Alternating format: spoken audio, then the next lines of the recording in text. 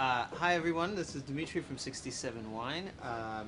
Today we have a very special guest, Pepe Raventos from Raventos y Blanc in Catalonia in Spain.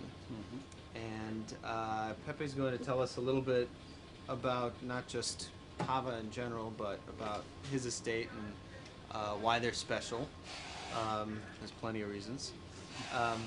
But first thing, I just want to ask you, Cava has sort of gotten this market image that it's sort of an easy, cheap sparkler, somewhat like Prosecco. Why should we be taking it more seriously than we're taking it now? Well, first of all, because Cava has more than 150 years of history. Second, because it's second fermentation in a bottle, while Prosecco is a second fermentation in big tank. And so really the method of winemaking the Cava is much more complex, it's much more high cost, and we do a lot of hand reading still, a lot of handwork in Cava. No? So given the same price, imagine how much value Cava can offer compared to Prosecco. Sorry for my Italian friends. Well, what about the comparisons with champagne? Is there something that about Cava that's striving to be like champagne, or is it its own entity and can be kind of taken on its own terms? That second question I like more, because that's what Raventos we are a little bit more focused on. So we would be like the grower champagne alternative, or Raventos as the first grower Cava that was created in the past. And I love champagne. I have so many friends there, and we taste a lot. Let me tell you, we don't have any complex with champagne. I think champagne is a fantastic wine, and Cava, when it's considered in a grower perspective, it can be as good or better than any champagne. So tell me a little bit about Raventos y Blanc. First of all, the name is a little bit mysterious because Raventos is your last name, but what is Blanc? Blanc is the second last name of my grandfather. My grandfather was the more important winemaker that has been in the Cava region from 1945 till 1982. And then he quit his big project and started a small state-produced Cava in the historical land that he had inherited and that has belonged to my family for 20 generations now. So it stretches back a little bit farther than your grandfather. It goes back to 1497 that we have documented. So it's the longest tradition linked to the same vineyard in Spain that we know of, documented since 1497. Maybe we started earlier, who knows? Yeah, and so you probably have some of the older vines in the region as well. We do have perhaps not 600 years, but very old vines, almost 100-year-old vines of Xarel·lo. But honestly, since from the 40s till the 80s, we used to source Codorniu from our property because it used to be the same family. There was more of volume, profitability-oriented viticulture. So it was in the 80s when we created Raventos y Blanc, that we are really keeping all the old vines and doing gardening more than viticulture. So you know what? I can't stand too long with a bottle that's open in front of me. So let's taste some of the 2009 Reserva.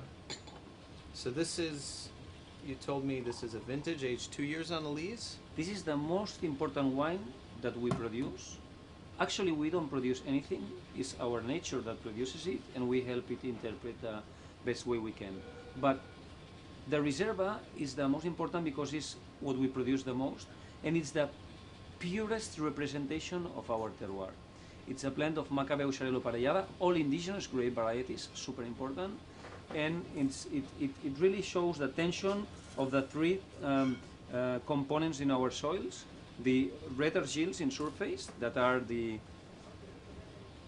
how can I explain this? They are what help the plant arrive comfortably to ripening because they have the water. Then the rock, the calcareous rock on base, with a lot of fossils, a lot of shells. When our region used to be an ocean bed, and you can really feel this ocean minerality when you taste Raventos y Blanc. Mm-hmm. And, you know, for a vintage champagne, you're likely to be paying north of $40, $50. This is about 18, 20 bucks here, so it's quite a value. Let's just get into this a little bit.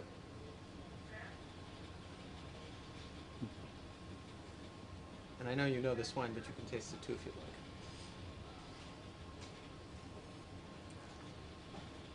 I just had an espresso, so I'll just smell it if you don't mind. But yes, I know it very well. 2009 vintage, by the way, was a fantastic vintage. It was super fresh, very cold. The ones that are really challenged in a viticulture because there was a lot of rain, low temperature, but very good for to keep the acid as high possible in a natural way.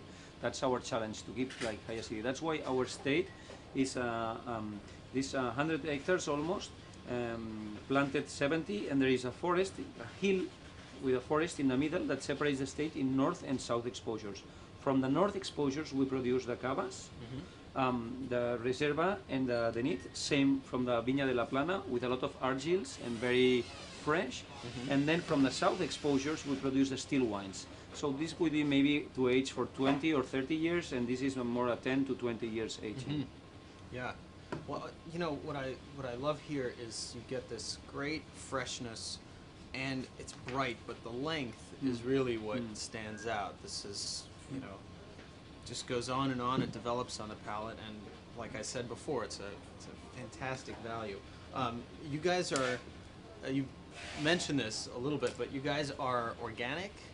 Yes, we are organic since 2006, and we are learning how to farm in a biodynamic way. So learn about all the different energies and really recover the farming spirit that we all have inside, and that I personally have it very strong inside of me because I spent all my childhood in the farms. Yeah, and you know, as I understand it, you're also making efforts to sort of affect more broadly what goes on in the region, right? You're trying to develop some... We have been talking with some friends, producers, that we believe in the nature, that we believe in the viticulture, and we are working to create a sub DO that is terroir based. That would mean something as simple to say, So grower cava. Yeah, there's a, just to clarify, there is a denominación de origen for cava that's existed since the 70s, but it's very broad and there's no specific... And basically that it's fantastic for value wines, but it has abandoned the viticulture because it's dominated by big players that they don't care about viticulture. So we believe that the future of the small producers like us is into the viticulture, so we need to kind of set the rules of the game so people know that there is cava and there is grower cava. But while in champagne, grower champagne normally is the same or less price than the big brands that pay for James Bond and this kind of marketing, in our region, the big brands that produce millions and million bottles market super low price. And for us, if we want to work well in viticulture, we cannot arrive to these prices. So we need to really clarify the rules of the game and say grower cava, state produced, don't purchase fruit, don't purchase bottles, don't purchase juice. And do you think it's having support, the support that it needs right now? It will be very difficult, like always, because of political and economic pressures. Sure. But if we don't get it inside the cava, we will leave the DO and we will create another one ourselves. Yeah. Well, I certainly think that if this is the future of cava, it's a very bright one, and I look forward to it. Pepe, thank you so much for coming by. Thank you very much. Okay. Thanks for the interview. We'll see you guys next time. That's nice.